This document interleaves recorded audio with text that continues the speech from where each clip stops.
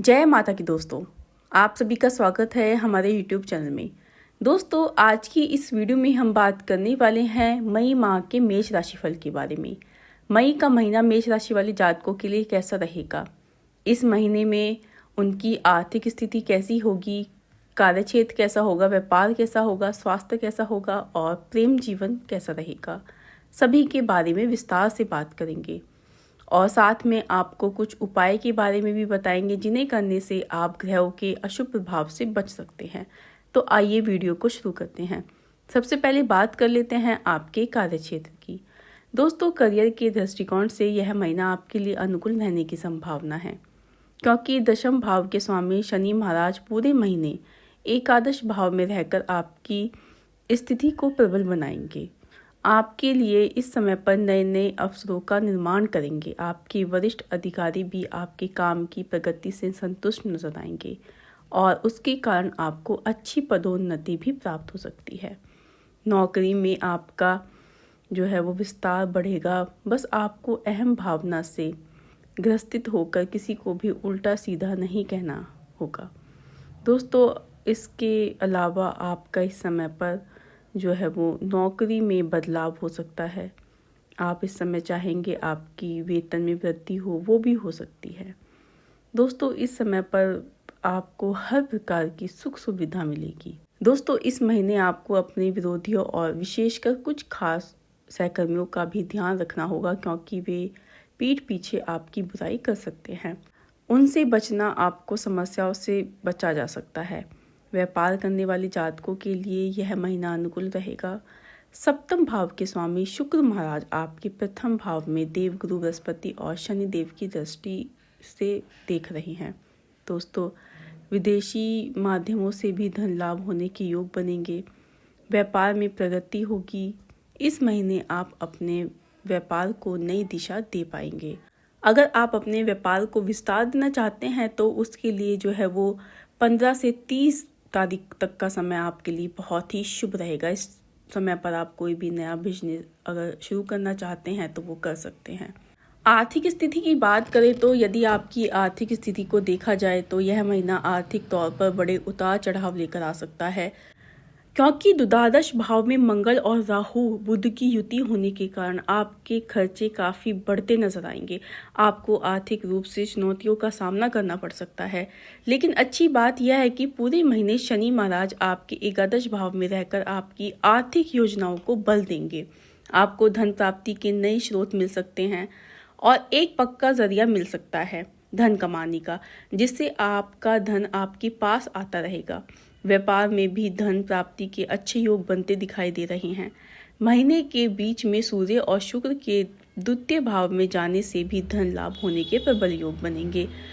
धन को जमा कर पाने में भी इस समय आप सफल होंगे और आपका बैंक बैलेंस बढ़ सकता है, लेकिन द्वादश भाव में राहु मंगल का अंगारक दोष किसी भी तरह के अनियोजित निवेश को जोखिम भरा बताने के कारण बन सकता है। आपके लिए बेहतर होगा कि इस समय आप कोई भी बड़ा निवेश करने से बचें।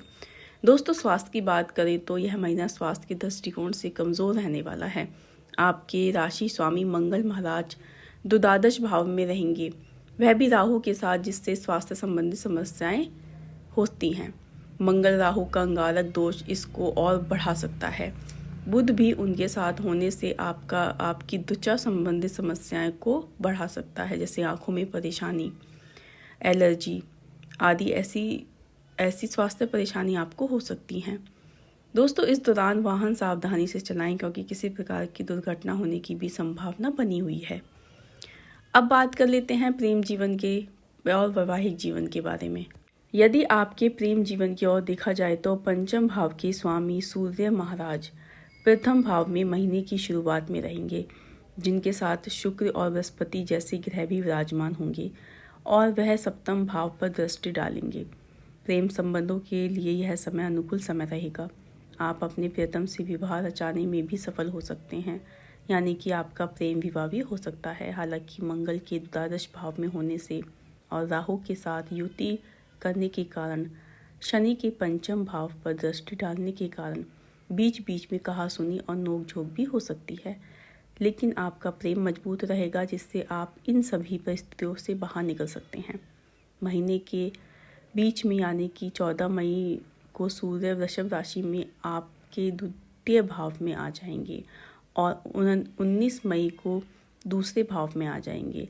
तब आप अपनी प्रियतम से परिवार वालों की बातचीत करा सकते हैं। इससे आप अपने प्यार को एक अलग पड़ाव तक ले जाने में कामयाब रहेंगे। विवाहित जातकों के लिए महीने की शुरुआत अनुकूल रहेगी, क्योंकि गुरु शुक्र ग्रह का प्रभाव होने से आप और आपके जीवन साथी के बीच में अच्छा सामंजस्य देखने को मिलेगा। शुक्र के प्रथम भाव से सप्तम को देखने के कारण अंतर्गत संबंधों की बढ़ोतरी होगी, लेकिन प्रथम भाव में सूर्य के उपस्थित होने के कारण आप अहम भावना से ग्रसित होकर अपने जीवन साथी को बुरा भला भी कह सकते हैं, जिससे उन्हें बुरा लग सकता है। तो इस समय थोड़ा सावधान रहें, सावधानी से अपने प्रियतम के साथ बातचीत करें। दोस्तों, बुध, राहु और मंगल द्वादश भाव में रहकर भी परेशानी खड़ी कर सकते हैं और मंगल की सप्तम भाव पर दृष्टि जीवन साथी और आपके बीच में झगड़ा भी करवा सकती है। इसलिए आपको सावधानी बरतनी होगी। हालांकि 14 मई को सूर्य के दूसरे भाव में चले जाने से इन परेशानियों में कुछ कमी आएगी और आपसी प्रेम भी बढ़ेगा। पारिवारिक जीवन की बात करें तो यह महीना पारिवारिक तौर पर अनुकूल रहने की संभावना है। दशम भाव के स्वामी शनि महाराज एकादश भाव में विराजमान रहेंगे। बृहस्पति, शुक्र और सूर्य प्रथम भाव में रहेंगे। द्वितीय भाव के स्वामी शुक्र का प्रथम भाव में होना पारिवारिक और कुटुंब के लोगों के बीच में अच्छा सामंजस्य दिखाता है। हालांकि आप थोड़े से अभिमानी हो सकते हैं और कुछ ऐसे शब्द और कुछ ऐसी बातें भी कह सकते हैं जो आपके परिवार वाले लोगों को बुरी लगे। दोस्तों, लेकिन देव गुरु बृहस्पति आपको इन समस्याओं से बचाने में योगदान देंगे और आपको सही गलत की पहचान करवाएंगे। 14 मई को सूर्य वृषभ राशि में आपके दूसरे भाव में चले जाएंगे, जिससे आपकी वाणी में थोड़ी सी कूड़ता आ सकती है। तो इसलिए जिससे भी बात करें थोड़ा सा सोच समझ के करें। इसके बाद तीसरे भाव के स्वामी बुध महीने की शुरुआत में राहु और मंगल के साथ द्वादश भाव में पीड़ित अवस्था में रहेंगे, लेकिन 10 तारीख को आपके प्रथम भाव में आ जाएंगे। इससे महीने की शुरुआत आपके भाई बहनों के लिए कठिन होगी, लेकिन महीने के माध्यम में स्थितियों में सुधार होना शुरू हो जाएगा। महीने के अंतिम दिन यानी कि 31 मई को बुध वृषभ राशि में आपके द्वितीय भाव में आ जाएंगे, जिससे भाई बहन आपको बहुत ज़्यादा सहयोग देने लगेंगे। इस महीने उनके बाहर जाने के भी योग बन सकते हैं। तो दोस्तों, इसके बाद बात करते हैं उपाय की, जिन्हें करने से आप ग्रहों के नकारात्मक प्रभाव से बच सकते हैं। दोस्तों, आपको प्रत्येक मंगलवार को गुड़ के लड्डू बनाकर गौ माता को खिलाने चाहिए। साथ ही हर रोज सूर्यदेव को तांबे के लोटे में हल्दी डालकर जल चढ़ाना चाहिए। अगर आप ऐसा करते हैं तो आपको ग्रहों के शुभ प्रभाव मिलेंगे। तो दोस्तों, ऐसी ही और अधिक जानकारी के लिए हमारे चैनल को सब्सक्राइब और हमारी वीडियो को लाइक और शेयर करना ना भूलें। जय माता दी दोस्तों।